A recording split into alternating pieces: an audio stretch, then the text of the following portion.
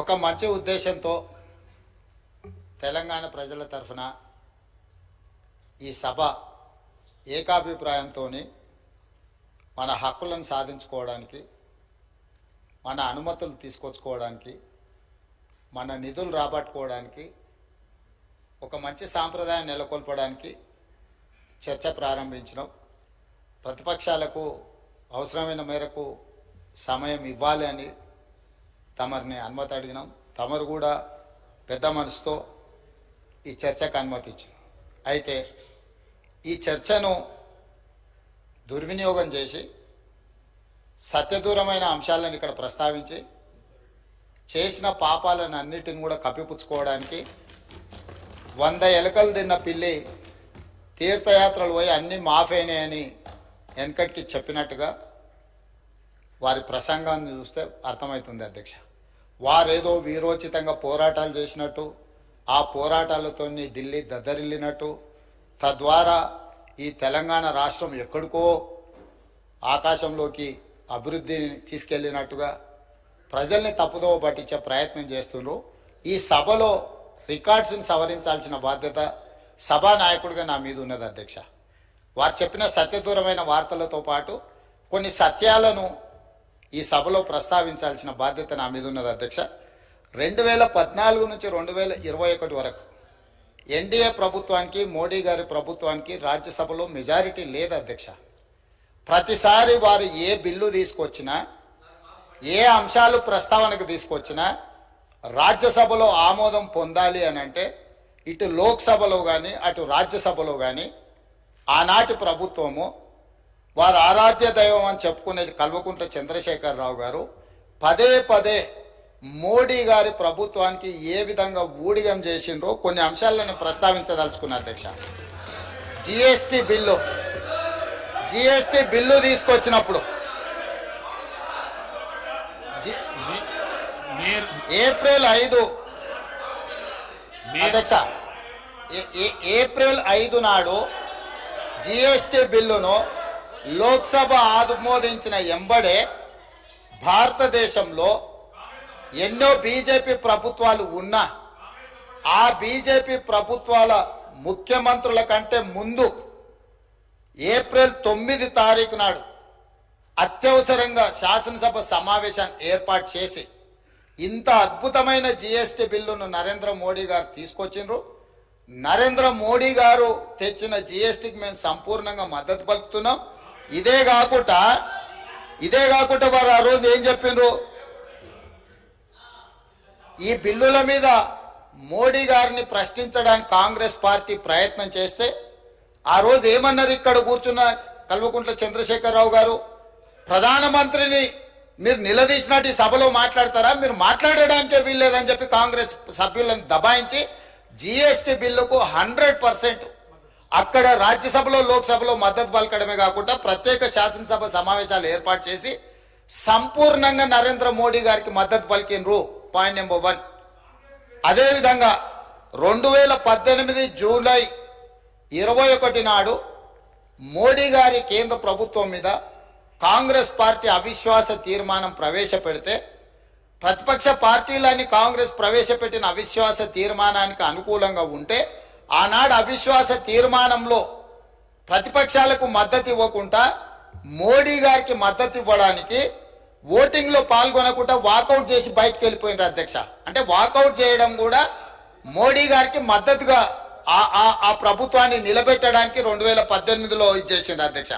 అదేవిధంగా right to information act, అసలు ఈ దేశంలోనే సమూలమైన మార్పులు, పారదర్శకమైన పరిపాలన అందించడానికి ఆనాడు యూపీఏ ప్రభుత్వం మన్మోహన్ సింగ్ గారు ప్రవేశపెట్టిన ఆర్టీఐ యాక్టును తూట్లు పొడచడానికి 2019 జూలైలో ప్రవేశపెట్టిన సవరణ బిల్లుకు కంప్లీట్గా రాజ్యసభలో మెజారిటీ లేకపోతే 240 రాజ్యసభ ఎంపీలు ఉంటే 113 మంది మాత్రమే బీజేపీకి ఉంటే ఆ రోజు ఆ బిల్లును ఆమోదించుకోవడానికి టీఆర్ఎస్ రాజ్యసభ సభ్యులు జోగినిపల్లి సంతోష్ కుమార్ గారు ప్రత్యేక విమానం వేసుకొని రాజ్యసభలో పాల్గొని ఆర్టీఐ సవరణ చట్టానికి ఓటేసిన మాట వాస్తవం కాదా?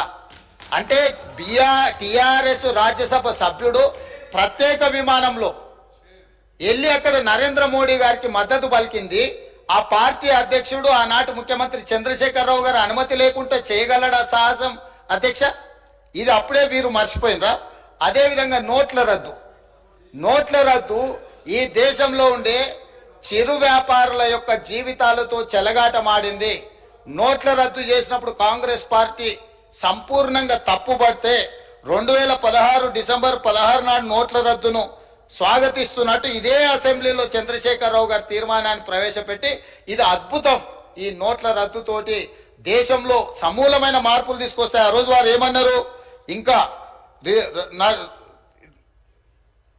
ఈ నోట్ల రద్దుతోటి పూర్తిగా మార్పులు జరుగుతాయి, ఎప్పటి నుంచో నేను ఇట్లాంటి గొప్ప గొప్ప మార్పులు తీసుకురావాలనుకుంటున్నా, దీని ద్వారా ఈ మొత్తం వ్యాపారాలు అన్ని బాగుపడతాయని చెప్పారు. కానీ చివరికి ఆ నోట్ల రద్దుతో ఏమైంది అధ్యక్ష?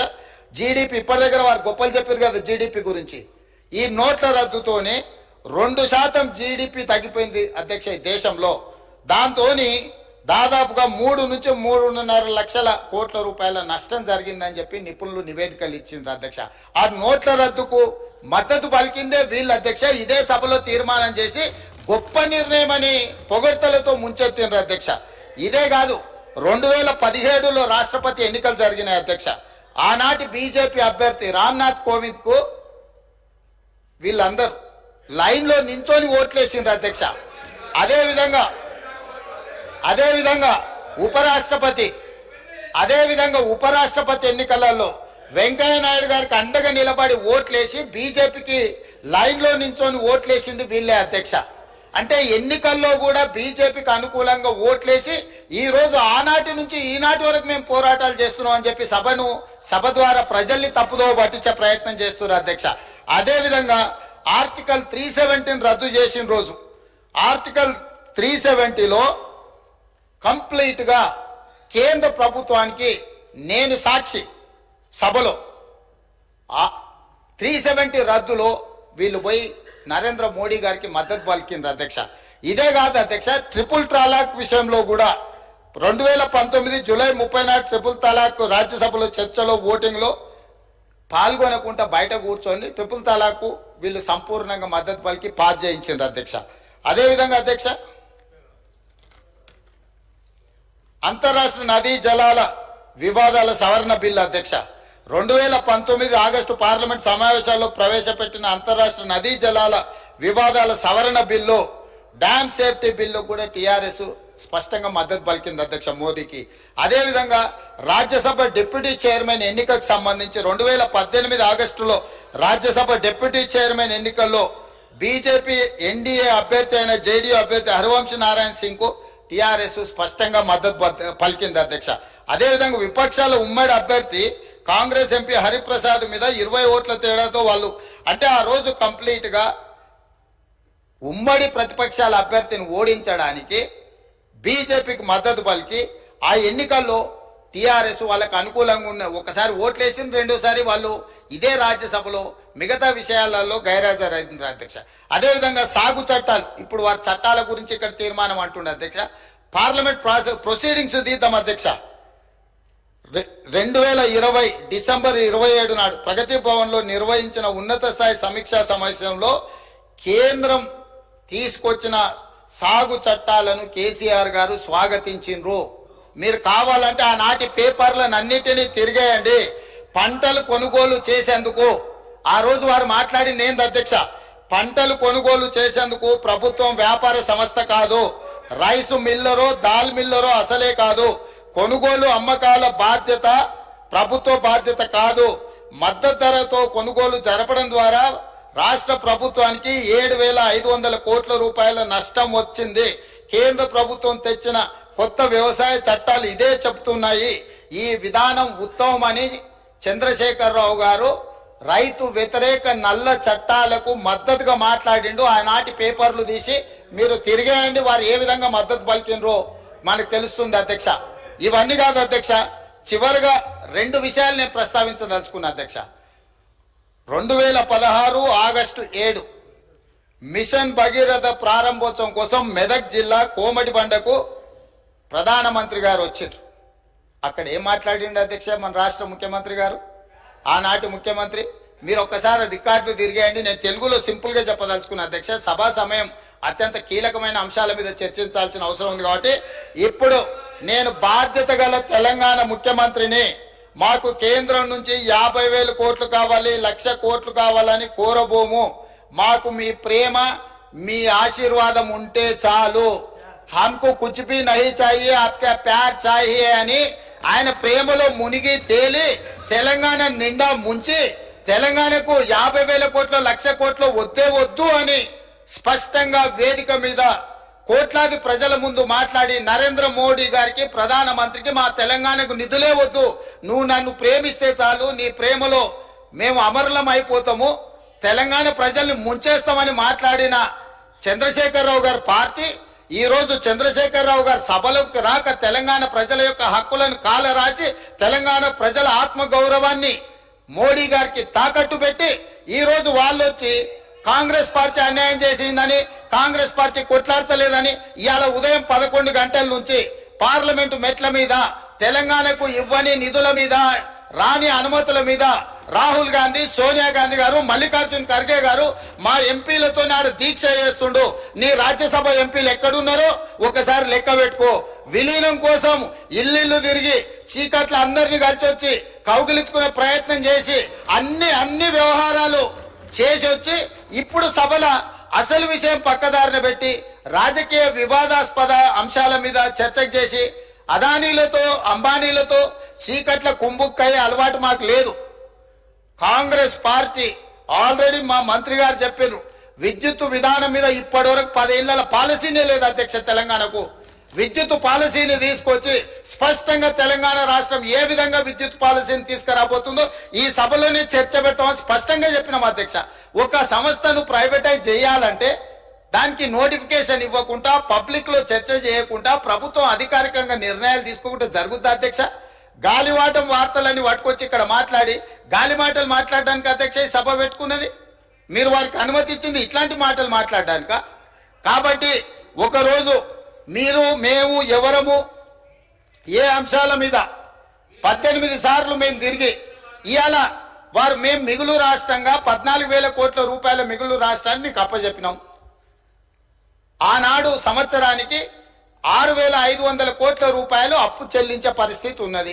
సరిగ్గా 10 సంవత్సరాలు తిరిగే వరకు 7 లక్షల కోట్ల రూపాయలు అప్పులు చేసి ప్రతి నెల 6,500 కోట్ల రూపాయలు, దాదాపుగా 70,000 కోట్ల రూపాయలు మీరు చేసిన అప్పులకు మిత్తిలు కట్టి ఈ రోజు నడుమొంగిపోయే పరిస్థితుల్లో రాష్ట్రం ఉంటే ఆ నిజాలు చెప్పొద్దట. లోపల క్యాన్సర్ ఉండాలి, ఎయిడ్స్ ఉండాలి, కానీ నేను మంచిగా ఉన్నా, ఎర్రగా బుర్రగా ఉన్నా, నాకు పిల్లనియండి, పెళ్లి చేసుకుంటా అని అబద్ధాలు చెప్పి ముంచాలని చెప్పి వారు సూచన చేస్తున్నారు అధ్యక్ష. రాష్ట్రం దివాలా తీసింది. దివాలా తీయడానికి వాళ్ళ అసమర్థవంతమైన 10 సంవత్సరాల పరిపాలన, విద్యుత్ శాఖ దివాలా తీసింది. 88,000 కోట్ల రూపాయల అప్పులే కాకుండా సింగరేణికి బకాయిలు వాళ్ళు అట్లనే పెట్టిండ్రు. ప్రైవేట్ కంపెనీలల్లా ఎక్కడ తెచ్చిన అప్పులు అక్కడనే ఉన్నాయి. ఇరిగేషన్ లో కాళేశ్వరం కట్టిన అంటారు, మేడిగడ్డ కుప్పగూలిపోయింది. ఇవాళ ఆ బ్యాంకులకు తెచ్చిన అప్పులు అట్లనే ఉన్నాయి. కాంట్రాక్టర్లకు పెండింగ్ పెట్టిపోయిన 1,000 కోట్ల రూపాయలు అక్కడనే ఉన్నాయి అధ్యక్ష. ఇట్లా ప్రతి శాఖలో ఎన్ని అసలు FCIలో 2014-15లో మేము సరఫరా చేసినాం అన్నది ఇప్పటి వరకు వసూలు చేయలే. మా ఉత్తమ్ కుమార్ రెడ్డి గారు కష్టపడి మీరు చేసిన తప్పులను సవరించి ఆ నిధులు రాబట్టడానికి ప్రయత్నం చేస్తుండ్రు. వీళ్ళు ప్రతిసారి వచ్చినప్పుడల్లా GDP గురించి, వీటి గురించి మిగతా అన్ని మాట్లాడుతుండ్రు అధ్యక్ష.